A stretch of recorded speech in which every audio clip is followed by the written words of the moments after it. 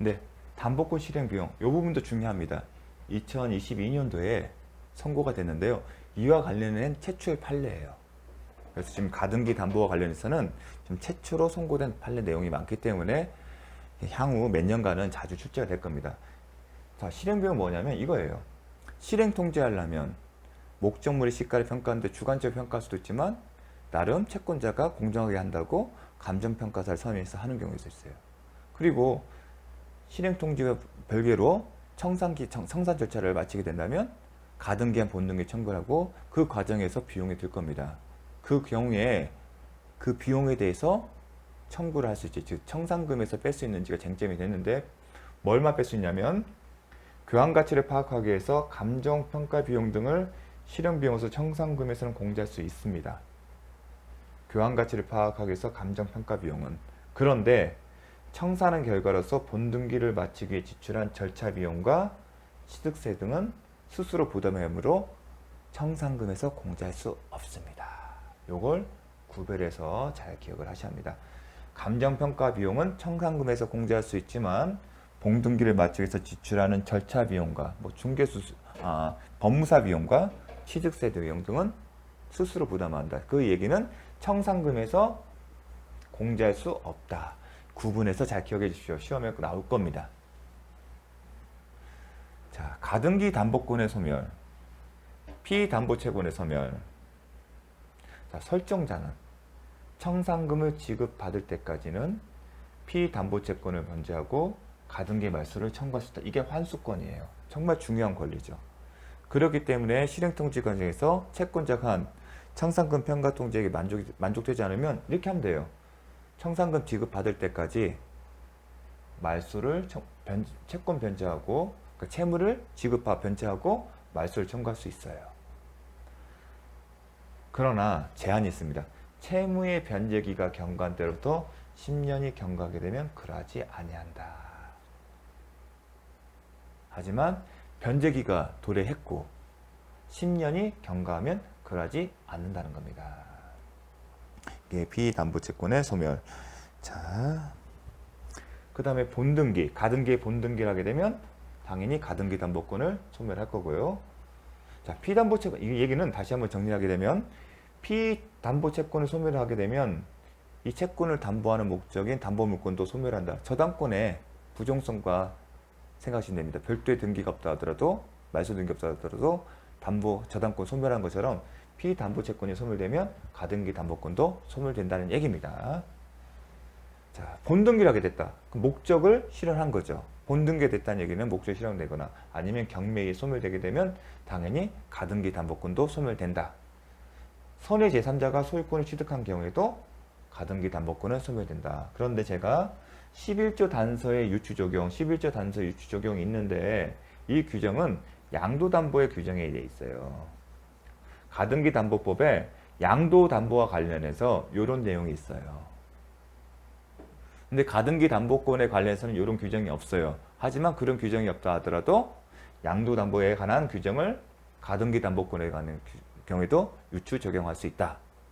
그렇게 생각을 하시면 돼요. 그래서 유추 적용하는 겁니다. 이 내용이 그렇게 시험에 자주 출제되는 것은 아닙니다.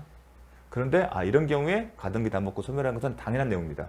채권 소멸하면 당연히 저당권이 소멸한다. 그렇게 기억을 하시면 되죠. 그 다음에 본등기 됐으면 목적 달성한 거 아니겠습니까? 경매 됐으면 그 선의 제3자가 소유권 취득한 경우에는 판사적으로 무효인 본등기도 유효하게 취급하는 것처럼 그 얘기는 뭐냐면 결국은 본등기가 된 것처럼 되기 때문에 가등기 담보권 소멸되는 거고 단지 무효인 본등기에서 피해를 입고 있는 채권자는 청산금 채권만 취득한다. 그래서 독특한 법리가 있다는 거 그것도 다시 한번 반복했습니다. 가등기 담보법처럼 이제 양도담보. 양도담보는 뭐죠? 기존에는 채권담보 목적으로 대물변제 예약을 한 거죠. 나중에 네가 돈을 못 갚으면 이 부동산을 넘겨줘. 그래서 담보가등기를 한 겁니다. 가등기 형태로. 근데 이거는요. 목적은 동일한데 수단이 아예 소유권을 넘겨요. 양도를 해버렸어요. 하지만 그 양도의 목적이 담보라는 겁니다. 양도 담보기 때문에 아직 소유권이 양수인에게, 즉 채권자에게 확정적으로 기속되지는 않고 장차 가등기 담보법이 적용되는 겁니다. 그리고 수험생 입장에서는 양도담보 관련해서는 사실은 양도담보 개념이 되게 중요해요. 근데 이게 원칙적으로는 대물변제 607조, 608조 하면서 나오는 개념이에요. 그런데 시험 범위가 아니에요. 그래서 가등기 담보법의 핵심은 가등기 담보권이고 양도담보 나오면 이미 가등기 담보법이 적용된다고 써요. 그리고 여기 대해서는 가등기 담보권을 비교했을 때는 지문 자체가 그렇게 어렵지는 않습니다. 그래서 딱딱 몇 가지만 기억을 하면 됩니다. 그래서 형태는 소유권을 넘겨준 거예요. 그래서 양도담보의 성질, 특수한 담보물권이다. 담보물권이다. 말이 담보물권이지 결국은 저당권처럼 취급한다는 겁니다. 담보물권 대표적인 게 뭡니까? 저당권 아니겠습니까? 그래서 가등기 담보법 4조 2항에 따르면 가등기 담보법이 적용되는 경우에는 채권자가 담보 목적 부동산에 관하여 소유자로 등기되어 있다 그러 외관사 소유자라고 하더라도 가등기 담보법이 적용되면 그 담보법이 정한 청산 절차 등 법에 정한 요건을 충족한 경우에만 비로소 담보 목적의 소유권을 취득할 수 있기 때문이다. 왜 특수한 담보물권이냐? 비록 외관상 이전 등기 형태로 소유권을 취득했다 하더라도 소유권자가 아니란 거죠. 왜냐하면 가등기 담보법이 정한 청산 절차를 거쳐야만이 비로소 소유권을 취득할 수 있기 때문에. 자, 양도담보권자는 양도담보 목적물이 소실되어 양도담보 설정자가 보험회사에 대하여 화재보험 계약에 따른 보험금 청구권 취득한 경우, 자, 이 패턴 뭐죠? 저당권의 목적물이 멸실, 훼손, 공용, 징수, 수용된 경우에 그 목적물에 가름하는 권리를 취득한 경우에는 그 권리에 대해서 저당권 행사할 수 있다. 물상대의 규정하고 지금 비슷하게 나가잖아요. 과연 양도담보권자도 물상대위권을 행사할 수 있는지가 쟁점이 된 거예요. 양도담보권자는 양도담보 목적물이 소실되어 양도담보 설정자가 보험회사에 대하여 화재보험 계약에 따른 보험금 청구권을 취득한 경우 담보물 가치물의 변형물이 이 화재보험 청구권에 대해서도 양도담보권에 기한 물상대위권 행사할 수 있다. 즉 물상대위권 행사할 수 있는 담보물권이기 때문에 가능하다는 겁니다. 이것도 이게 중요합니다. 양도담보권 하게 되면 정형적인 그 담보물권이 아니기 때문에 물상대위 개념을 매치시키기 쉽지 어려워요. 그러니까 양도담보권은 담보물권이다. 그렇기 때문에 물상대위권을 행사할 수 있다. 이렇게 딱 연결이 돼야 합니다. 그래서 또 이런 표현 때문에 확정적 소유자로 등기되었더라도 확정적 종국적으로 소유권을 취득하는 거 아니고 가등기 담보법이 지정되어 청산 절차를 마쳐야만이 비로소 그때 가서야 소유권을 취득하기 때문에 확정적으로 취득하지 못한다. 종국적으로 그런 표현이 나오는 겁니다.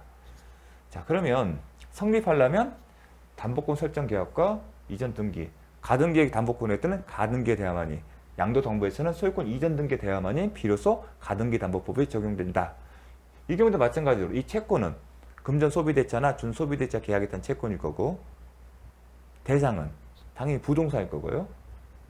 그 다음에 예약 당시의 시가와 그 다음에 채권의 원리금을 비교했을 때 초과되는 경우에만 그 채권이 초과되는 경우에만 가등기 담보법이 적용된다. 그건 동일하게 적용됩니다. 효력, 대내적, 대내적으로 대외적 어떻게 보는 겁니다. 그런데 대외적으로 등기부상 소유자는 누구로 돼 있습니까?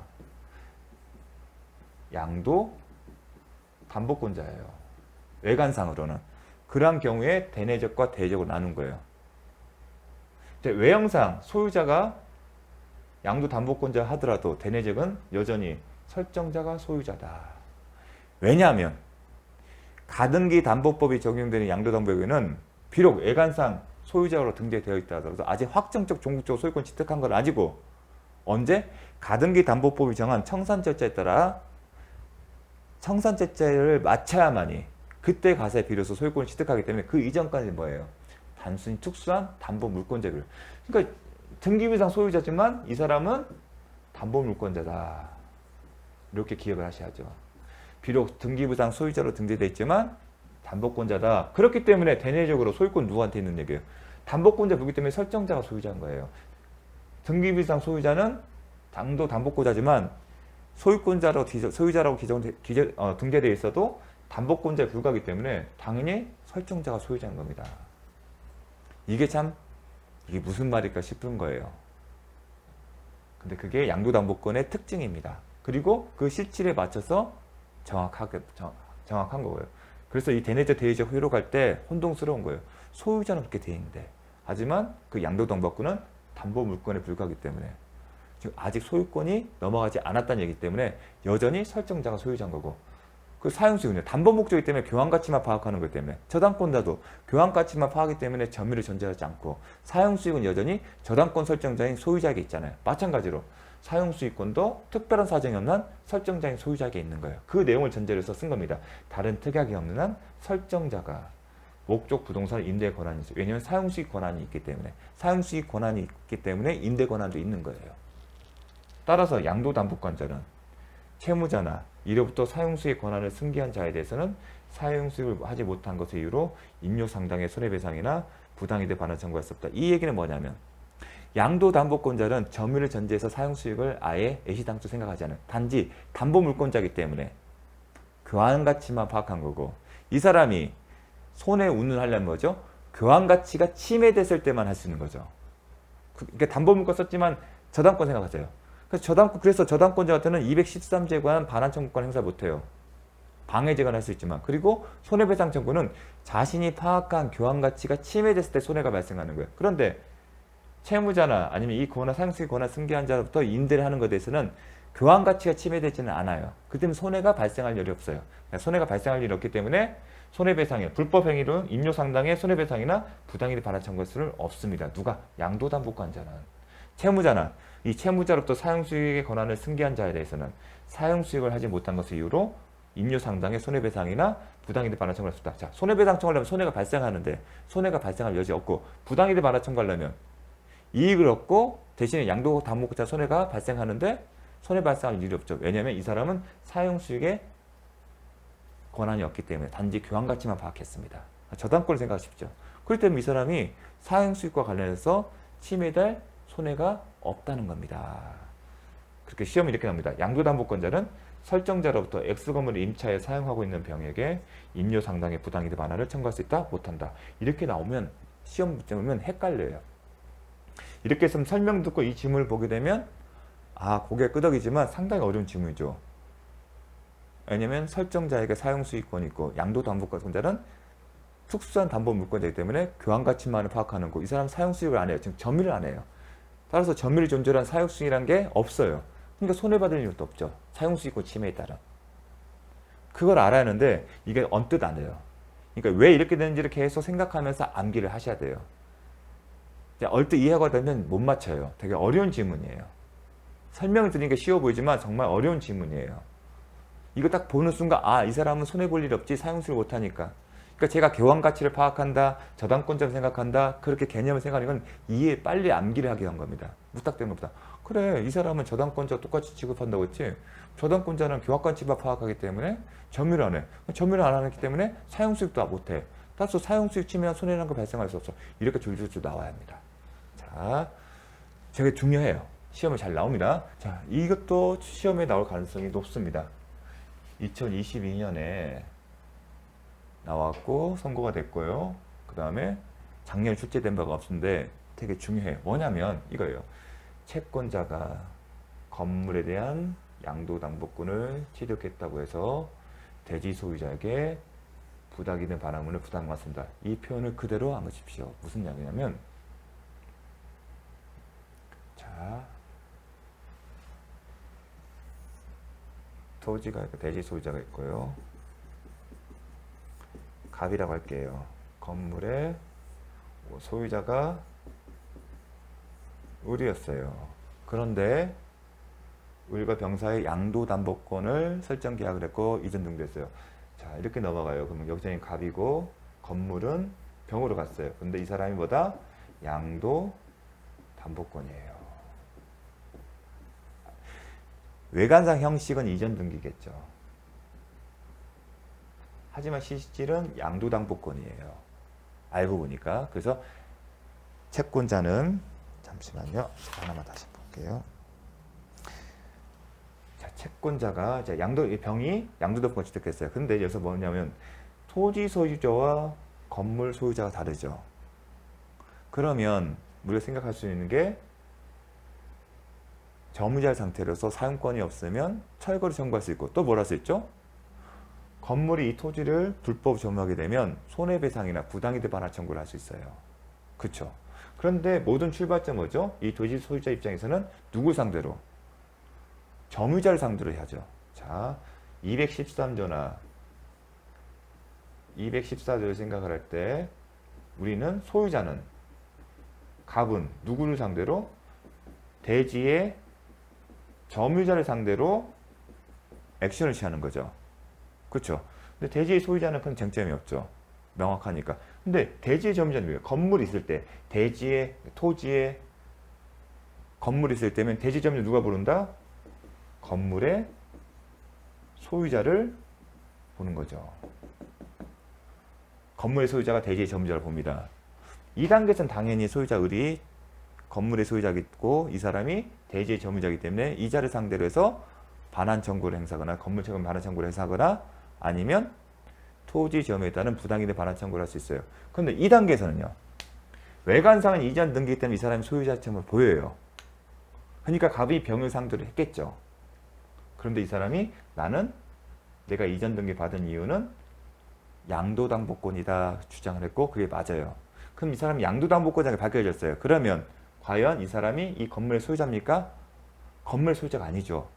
아직 정산 절차를 받기 전에는 여전히 단순히 특수한 담보 물권자의 보기 때문에 즉 이 사람이 아직 외관상 등기부상 소유자 돼 있지만 양도담보권일 경우에는 이 사람은 담보 물권자에 불과하고 여전히 등기부상 병이 소유자였다 하더라도 양도담보권일 경우에는 누가 소유자다? 여전히 을이 소유자다.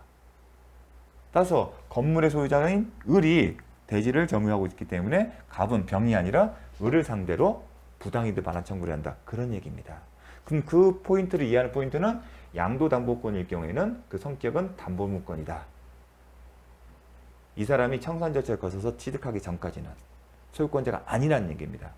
소유권자가 아니기 때문에 이 건물의 소유자가 아니기 때문에 이 대지를 점유하는 거 아니고 이 경우는 여전히 소유자 을이 소유자이기 때문에 이 사람을 상대로 해서 부당이득 반환 청구권 행사한다. 그 얘기를 한 겁니다. 쉽지는 않습니다. 근데 곰곰이 씹어 보십시오. 왜냐하면 핵심은 외관상은 등기부상 소유자지만 실질은 담보물권자에 불과하다. 그 얘기는 기존의 사람이 소유자인 거예요. 그럼 소유자만이 대지를 점유하잖아요. 그 사람 상대로 철거 및 뭐라죠?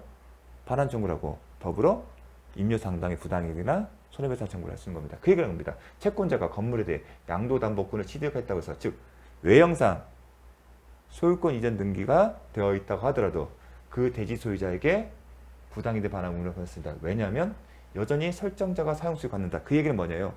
대내가에서 설정자가 소유자고 그 설정자에게 사용수익권이 있고 단지 이 양도담보권자에게는 교환가치만 파악한 거기 때문에 이 토지를 점유했다는 얘기는 그건 사용수익을 전제로 하기 때문에 그런 내용입니다. 되게 2022년 판결이고 되게 중요한 판결 내용입니다. 조만간 나옵니다. 양도담보권자가 청산 절차를 거쳐 담보 목적 부동산의 소유권을 취득하기 전까지 특별한 사정이 없는 설정자가 건물의 소유자로서 이를 현실적으로 점유하면서 사용수익하고 있기 때문에 바로 이 대내관계 특징 소유권은 여전히 설정자가 소유자고 비록 양도담보권자에게 소유권 이전 등기가 이루어졌다 하더라도 그 등기는 소유권 이전 등기로서 효력이 없고 단지 담보물권의 성격이 있는 거고 여전히 설정자가 소유자고 이 사람이 특별한 사정이 없는 사용수익을 하기 때문에 담보물권자는 점유를 전제로 해요. 저당권 생각을 하십시오. 여전히 사용수익권 누구한테 있다? 소유자이기 때문에 그렇기 때문에 뭐가 나왔어요? 담보지상권이라는 걸 설정하지 않습니까? 못하게 하려고. 점유를 하지 않기 때문에 저당권자는 교환까지만 파악하기 때문에 그런 문제점으로 말미암아 소유자가 건물을 신축하는 등의 행위를 함으로써 교환가치를 하락시킬 염려이기 때문에 담보지상권을 설정하는 거지 않습니까? 그런 거 잘 기억해 주십시오. 대외적으로 여전히 설정자가 소유자입니다. 자, 뭐와 헷갈리면 명의신탁 약정하고 헷갈리면 안 치면 됩니다. 유효한 명의신탁 약정일 때는 대내적으로는 소유자가 누구죠? 신탁자 있지만 대외적으로는 그 등기부상 등재된 대로 누구를 수탁자로 소유자로 봅니다. 근데 외관상 지금 양도담보권자 앞으로 소유권 이전 등기가 돼 있어요. 하지만 이게 양도담보권이라고 밝혀지면 등기부상 소유자가 여전히 담보권자라고 이루어졌다 하더라도 대외적인 소유자는 누구다? 소유자다. 그 이유는 뭐냐면 비록 이렇게 소유권 이전 등기가 되어 있다 하더라도 가등기 담보법이 적용되면, 지금 가등기 담보법이 적용되는 예입니다. 가등기 담보법이 적용되면 비록 소유권이 이전되어 이루어졌다 하더라도 담보법이, 가등기 담보법이 정한 청산 절차를 거치지 아니하면 소유권 취득 효력이 없기 때문에 그렇습니다. 그래서 설정자가 소유자고 여전히 담보권자는 특수한 담보물권자다. 왜냐하면 양도담보권자는 가등기 담보법에 따른 청산 절차를 거쳐서 청산금이 있으면 청산금 지급한 때, 청산금이 없을 때는 청산기간이 지난 때 비로소 소유권을 취득하는 데는 규정 때문에 그렇습니다.